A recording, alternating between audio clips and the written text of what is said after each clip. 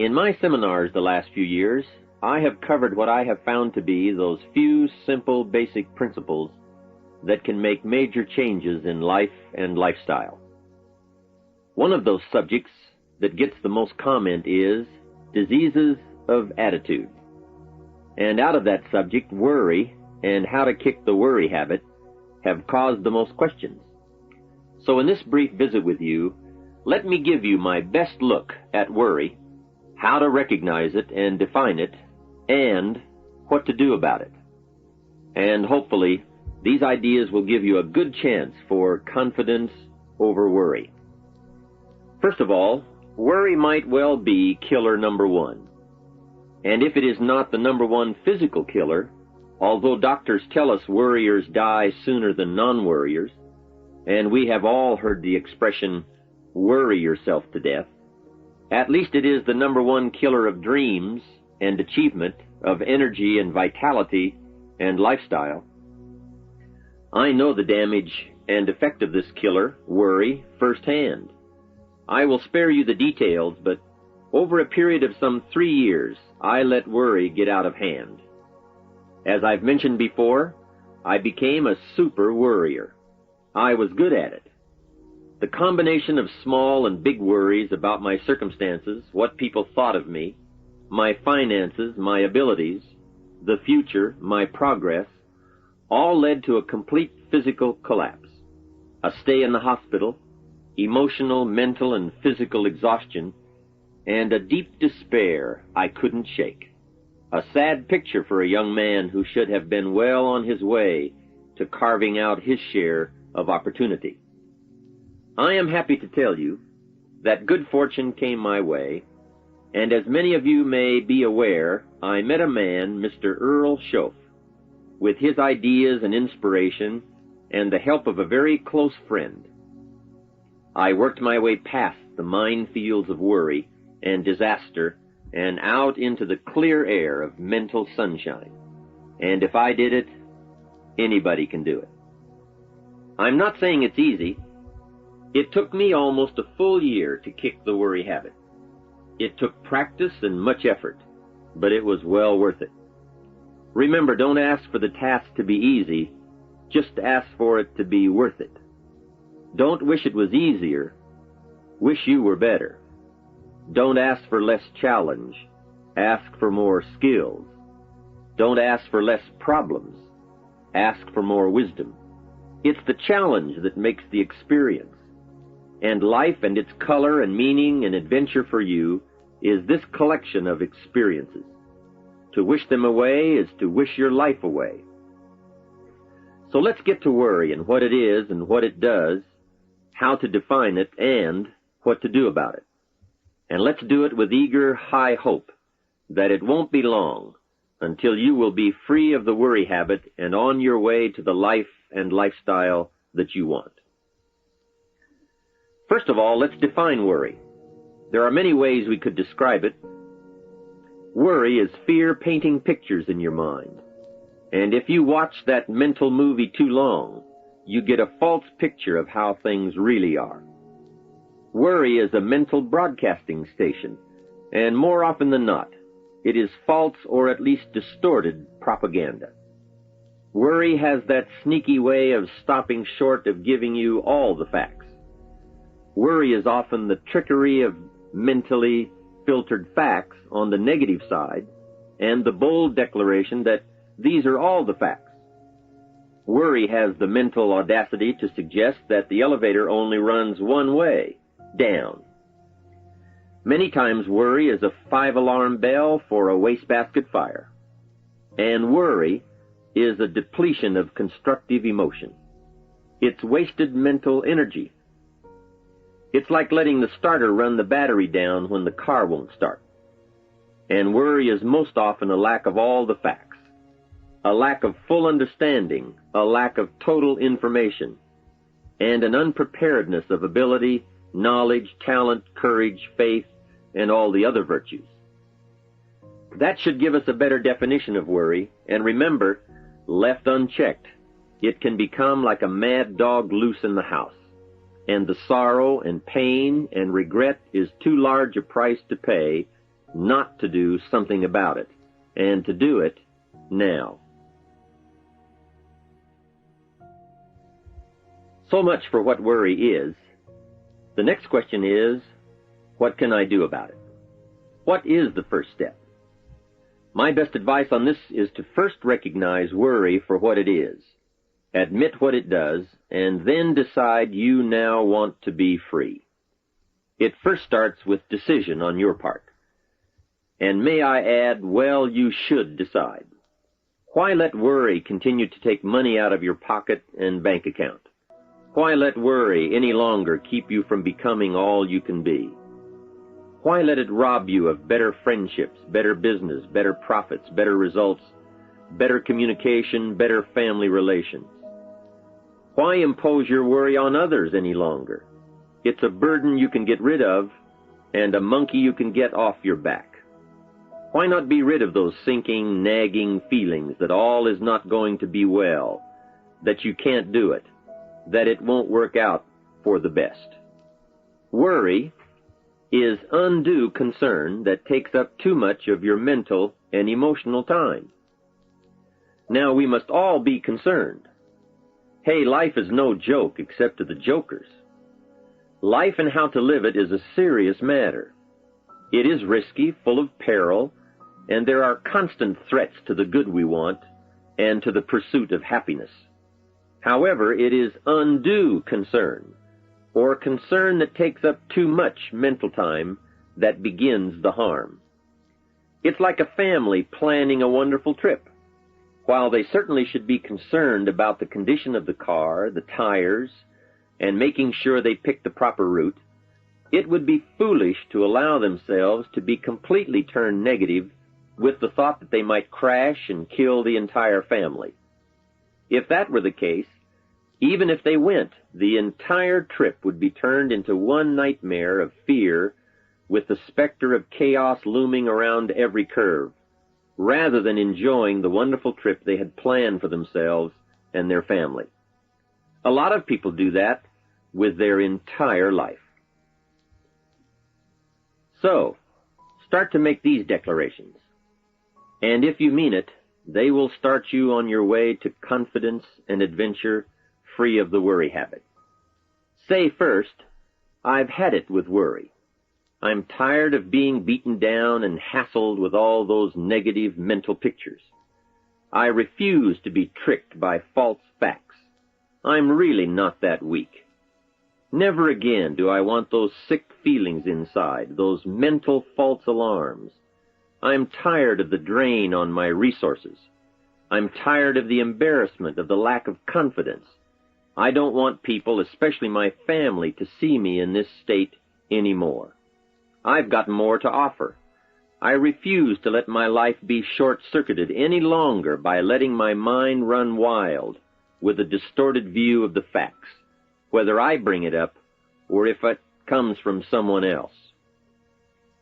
Prove it to yourself. Think back over all the things that you worried about, all the fantastic, catastrophic events that your well-meaning advisors had told you were going to happen. Be pleased that none of them ever happened to you, or else you would not be alive today. 90% of the things you worry about never happen anyway. All of us have had these well-meaning advisors who want to appear larger in the eyes of those they wish to advise, and who immediately rear back and describe every single bad option they can think of that might possibly happen. By the time they have finished, the one who has come for some confidence and some help wonders why he even bothers to live anymore. And the fact is, those things are never really going to happen anyway. Bring to question now what your mind tells you or what others tell you, and pledge not to go for false alarms. I've had it is a good beginning. This first step will start you arguing with your worry thoughts. Soon you will start to examine your fears and worries to see if they are valid, and you won't let your mind play those mental tricks any longer. It is possible to destroy any emotion you have, including worry and fear, by a very simple process, and that is Analyze it to death. Drag it out on the table and look at it. Weigh it against all of your past experiences. Make sure this one can stand against all the past facts you have. You will now start to use worry instead of letting worry use you. It's a beginning, being in control instead of out of control. You will now let concern and the first signs of worry prompt you to learn, ask questions, and look at all sides in order to evaluate true, positive, constructive action. Now you can say, I will let fear advise me of the facts, but I won't let fear tell me these are all the facts. Nor will I let fear determine my reaction to the facts. I will gladly take up the war of faith over doubt, reason over fear, and positive expectation over worry. So talk to yourself right now into a change of attitude. Be persuasive. Go all out.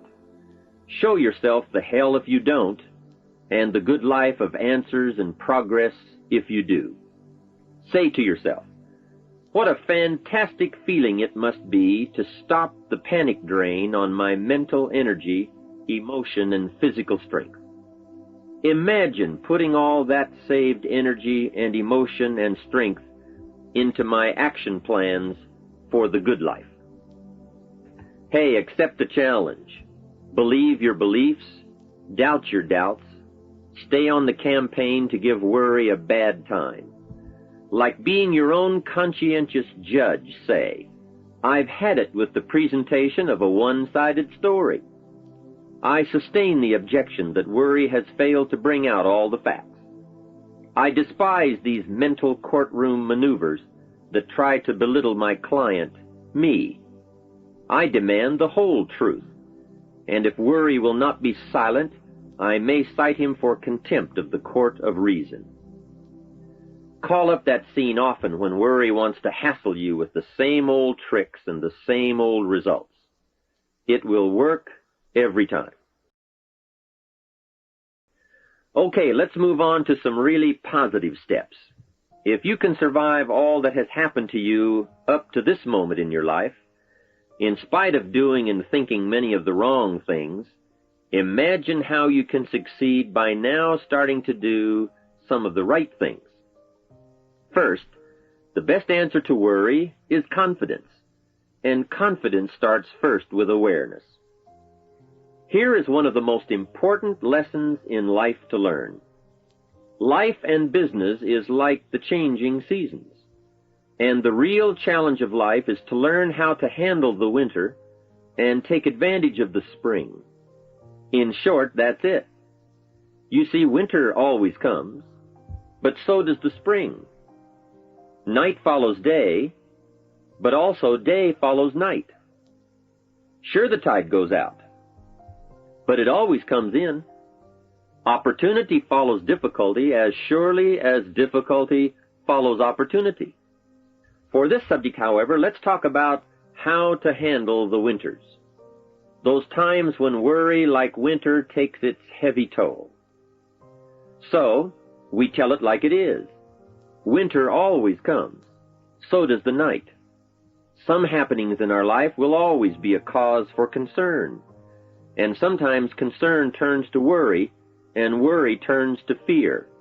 But remember, that is to be expected.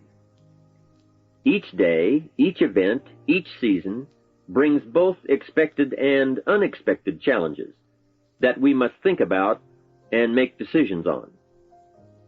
Life is like a stream that flows continuously. The better we understand that, the better chance we have to produce good results out of all of our challenges. Here's some of the best advice I have on worry. First, don't be afraid to face the facts of life. It is not negative to understand that the winters always come. Don't be faked out. Don't clip the word impossible out of the dictionary. Sure, the Bible says all things are possible. Don't say, I don't want to hear the problem. I don't want to see the difficulty. Don't show me the weeds. Don't say anything negative. Only see the positive.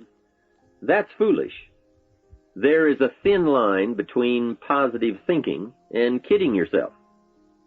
And remember, there's also a thin line between faith and folly. Here is the key. Humans have the unique ability to see it as it is, and they also have the ability to see it better than it is. One is called fact, the other is called faith. Faith you develop, facts you acquire. The facts you acquire are essential. It's like belief. You constantly must find facts to support your belief. Here is a good prayer.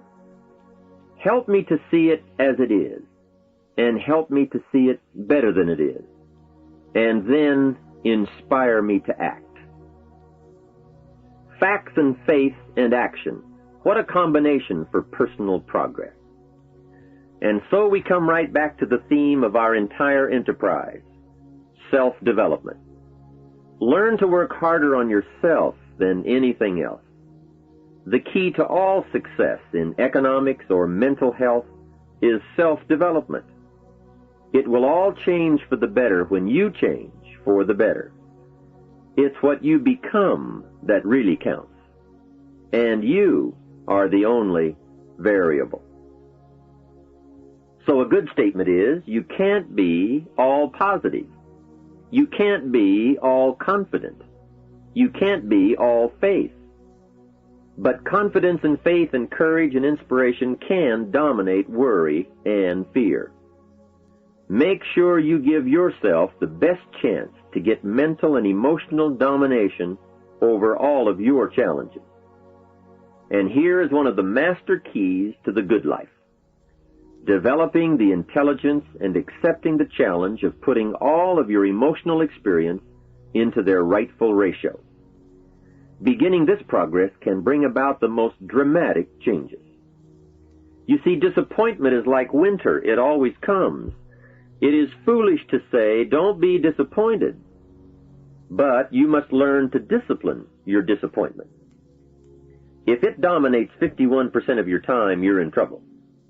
Continued heavy disappointment is like 12 months of winter. And 12 months of winter leaves very little alive. Use the guidelines of seasons to adjust to all the meaningful things that happen to you. So concern, fear, and disappointment, like many human emotions, serve a useful purpose as long as they are kept in their rightful ratio. Left unattended, the weeds take over. Disappointment rules. Worry breaks loose. Fear gets the upper hand, and doubt moves in. But managed, worked, given human action with will and knowledge and purpose, and gardens overcome weeds. Faith overcomes doubt, and confidence pushes worry into a small place.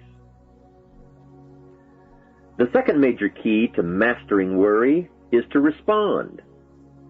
Build up inside of you that heavy desire to be free, to get on with building your life and lifestyle. Too much is waiting to delay. Take a new look at your opportunities. Figure out new ways to seize them immediately and make them work for you. And here is a key.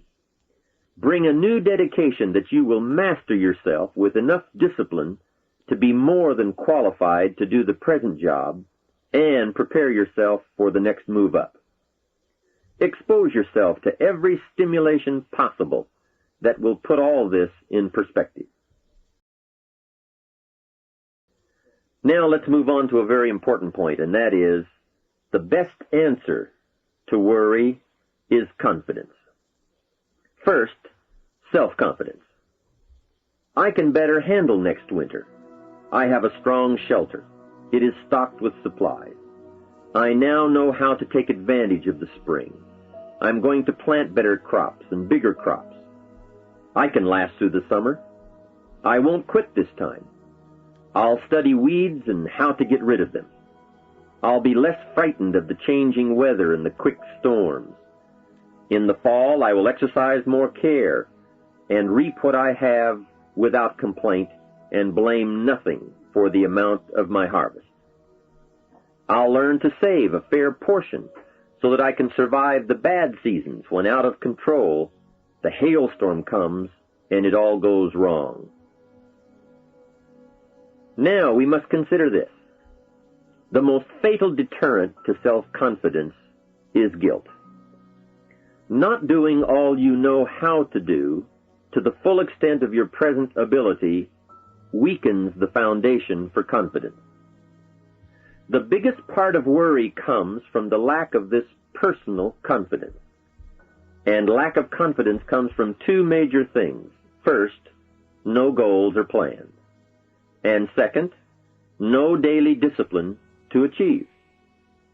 The inaction to cure or handle small tasks is what starts the guilt process.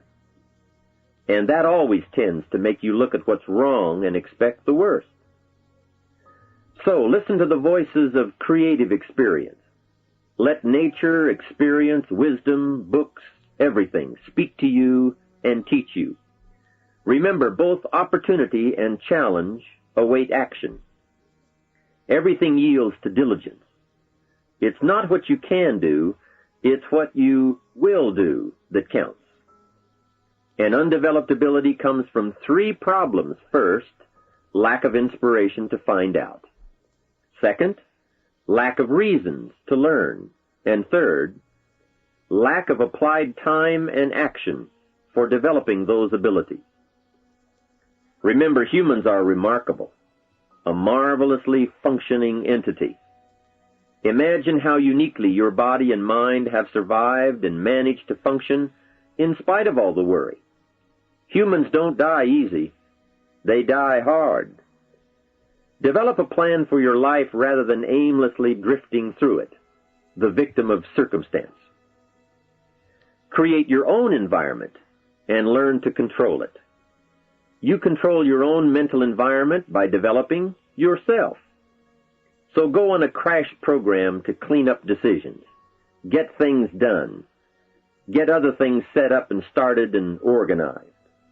Start doing all the things that would make you feel better. Exercise, diet, reading more books. Open a floodgate of positive moves in the right direction. And be thankful. Add up what you do have. Make an actual as well as a conscious mental list of all you possess, tangible as well as intangible. In view of the 4 billion other inhabitants of the world, yours is probably an incredible list. That list and being thankful should then lead to the big step of discipline. The discipline to sit up and listen, the discipline to pay attention, the discipline to give people and kids the gift of your attention, the discipline to be alert, take care of yourself, rest, eat properly, the discipline to talk well and practice good manners. Courtesy is contagious. Take one day and see what a variety of positive steps you can take and projects you can take on. At the end of the day, go over it. Write out the positive steps, the progress on projects, the rest, the exercise, the meals, the hobbies, calls, records, conversations, and letters. And speaking of calls and letters, write at least one encouraging letter or thank you note, and make at least one encouraging phone call or thank you call every week. Then have a friend help you, as one helped me, to get all the facts and prepare for action. From such a friendship, the greatest gift you can draw is the truth. To one of my dearest friends I said just the other day, as my friend, do me the one best thing you can do for me, and that is, tell me the truth. From there I can grow. I can start making wise decisions. To sum it all up, first understand what worry is. You now know that it can be beneficial and destructive, depending on your awareness. Next, resolve to be free of the habit. That job is up to you. To work on yourself, to get the right attitude. Next, start the daily action of first cleaning up all your current situations. Remember, little achievements lead to confidence that conquers guilt. Then buy up every challenge to reach your goal. You can now handle it, the winter, the spring, the harvest. Bring a new zeal to every problem, to every fear, to every opportunity. The inspiration from it all, and the immediate and future progress that will someday give you a view from the top of your goals, your adventure, and your achievements.